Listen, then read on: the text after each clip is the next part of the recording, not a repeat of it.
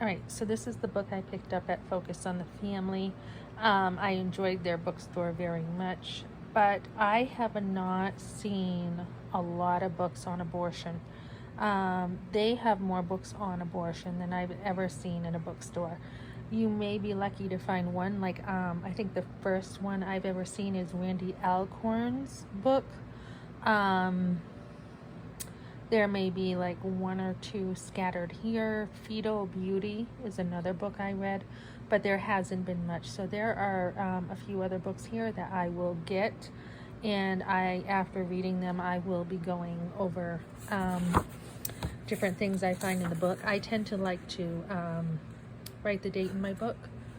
I had a little sticker on.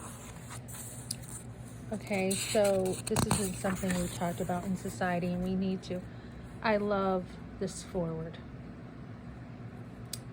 It is really difficult to be vulnerable and to share an abortion, whether it's been forced on you, whether you've been tricked, whether you outright chose. It can be very difficult to come out with this. And we've gone in society and have the pendulum has swung. We haven't been balanced. We've gone one way where it's like, oh, yeah, it's fine for a woman to have abortions, and right now, before it was done in secret, no one needed to know, that kind of thing. And now, as we have lacked a balance in society, we see the anger and violence coming because women can't have abortions. I'm hoping books like these will actually be able to get in there and do some deep dives.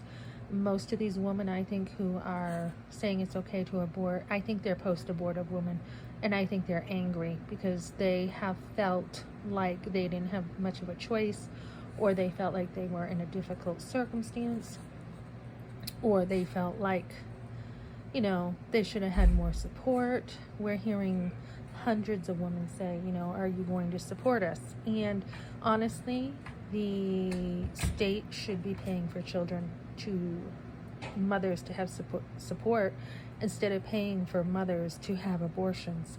So that's where the money would be better used and would be the right way to use that. It's not always a woman's fault when she's abandoned, and a man will not take his role. And many men do this. Many men are the type of men who they can't have consistent communication. They are not emotionally there for their wives. They just are men who, I saw a video where this woman calls these men the always something men. They always have some kind of problem that they can't do what they're supposed to do. And this happens in marriages too, where women are abandoned in their marriages, not just outside of marriage, or the husband doesn't want to do, take care of his responsibilities. So this is, I think it's good for the state to help women in so many different areas of life. The financial support should be there. It should be done somewhat frugally, with also times of being extremely gracious, because there are situations that are very difficult, and we need both. We need counsel to budget and to be careful with money, but then we also need some handouts and we need help.